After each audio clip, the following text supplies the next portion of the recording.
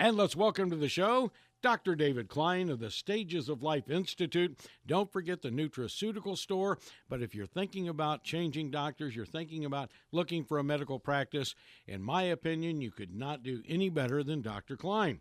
Doctor, let's talk about periodic blood work. There are probably people listening to us right now that haven't had blood work in forever. Well, even if they had, half of the joke, is that much of what's done is very, very basic and for the large part, very, very useless. So you're going to go to the doctor's office and you're going to think you're getting the grand workup, the thing that's going to save your life, the thing that is going to keep you from having that heart attack, stroke, or God knows what.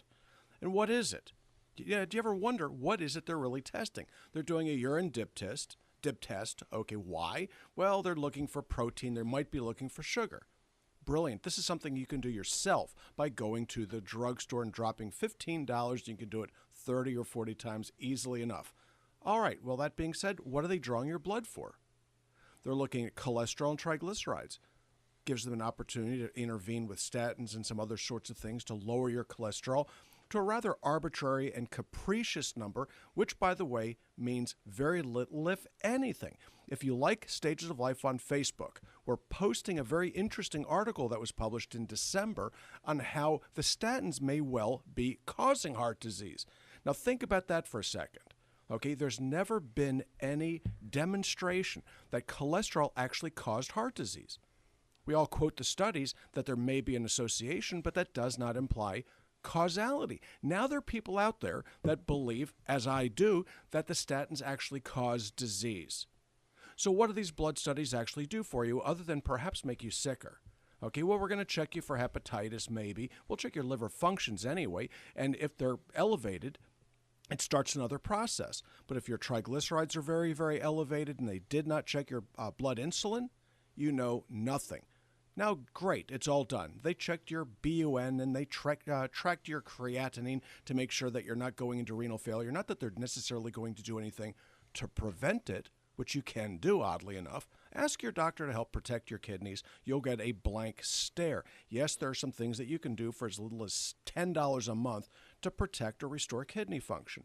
But what should you be doing? What proactive actions can you take to improve your health, improve your survivability, improve the likelihood that you're going to be here in 10 years? Well, let's start with the hormone levels. Most everybody listens to the commercials and they listen to the doctors talk to them about testosterone levels, particularly the men. But not necessarily do they focus on estrogen levels in men, nor do they necessarily even bother with testosterone levels in women. Well, why should a chick, have testosterone at all?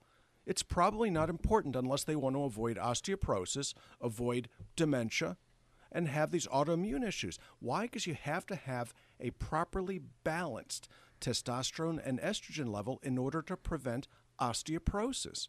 And most of the people listening to this should think very clearly about osteoporosis. Why? Well, there's 1 chance in 9 that you're going to develop breast cancer, but there's a 100% chance that you're going to develop osteoporosis unless you take certain action to prevent it. And part of that involves getting periodic blood work. So what else do you need to look for? Testosterone, progesterone, men too, by the way. Progesterone is necessary to know in order to replace testosterone levels. What about cortisol levels? I would be willing to wager that there aren't 15 people listening in the entire audience that have ever had a cortisol level drawn. You don't think that's important with regards to your immune system?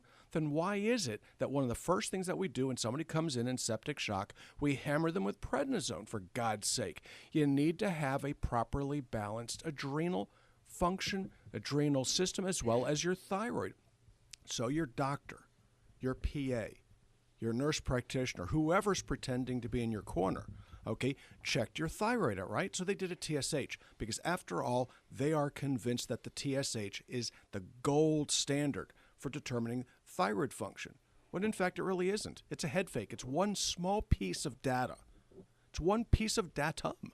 It's one small item in a vast variety of things that you need to know in order to assess thyroid function. If you have no estrogen, thyroid stimulating hormone, TSH, doesn't get secreted. So guess what? Your doctor's going to think that you have a normal thyroid function by virtue of the fact that you have a zero estrogen, and now you're functionally hypothyroid. So we need to look very, very hard at the hormonal system, and the older you get, the more important this becomes. So how often do you have to check these things? Yeah, there's some arcane ones that are nice to know. Parathormone is one that I personally like to follow because it's a soft indicator of systemic inflammation. CRP should be drawn about every 90 days. Prostate-specific antigen, as far as I'm concerned, once in a lifetime is probably sufficient, but it's supposed to be done every year or so. So why do we do these things every so often, and what defines every so often? It's because people are moving targets. That's the first thing. Things change. Their conditions change. Their diets change. Their location changes. And oddly enough, disease states can intervene. So if you don't keep vigilant, keep looking, keep checking, you're going to miss the obvious. The second thing is it's something called the standard error of the estimate, which is what's the likelihood that the value that you have right in front of you is actually real.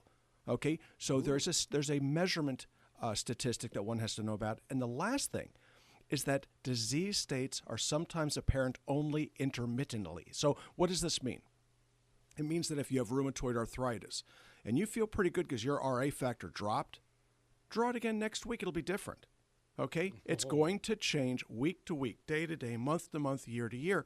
And in order for you to determine what's going on, you have to have time average studies. So why do you do this? Because it's smart.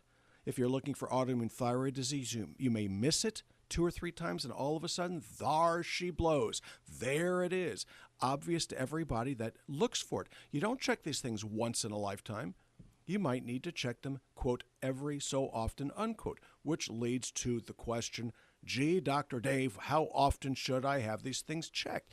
And it's really determines and is determined by how smart you are and how carefully you want to take care of yourself. Okay, if you really, really, really want to take care of yourself, you'll check these things about every 90 days. Now, I know that you have a very high opinion of labs. You even have one in your office, but you're probably the only doctor that I've ever come across, either on the radio or in person, that has their own lab. Oh, yeah. Many doctors have small labs. They'll have desktop machines where they can draw this and they can draw that, and it gives them some control over what's going on. But at stages of life, we're the only doctor's office, I believe right now in the world, okay, that's highly complex, CLIA licensed with its own mass spectrometer. Okay, why? Because we're able to break things down into little teeny tiny pieces so we can figure out the why in what's going on. Now, why is this different, and how is this different from the commercial labs? Yeah. It goes something like this. I end up finding something I don't like. I recheck it. They don't do that at the big, as you'd say, the big box stores. They don't do this. You get a result, it's done. Okay, if something pops through that I don't like, we keep extra tubes in the freezer, and we rerun them. Something more, and this is the more interesting thing, is that at stages of life, we'll draw your blood. We take it straight to the centrifuge and either run it immediately or freeze it immediately. Okay, now why is this important? Because when you go to your doctor's office, if you look carefully outside their offices, you'll see these little boxes. There's a metal box. Something similar to the old milk boxes when we were kids, right? Okay, they're not refrigerated, just so you know. And they sit outside waiting for the couriers to come by at 6 to 8 in the evening. Sometimes here in Florida, that can get to 130 to 150 degrees. If it's in the sunshine, it could get even hotter, thereby cooking your blood and making the results just a little bit inaccurate. If you can imagine, put a glass of milk in there and see how it turns out in about 6 hours. If you would drink it, okay, I will treat you. Okay, you will get sick. So the value of the data is very, very questionable. So I'm, as an analytical chemist in a previous life, okay, I take the numbers very, very seriously. Mm-hmm. We focus on measurement. We focus on precision, and so should your doctor. So what do? We measure, we remeasure, and we monitor, and it should be done, oddly enough, about every 90 days or so. 90-day increments. There you go.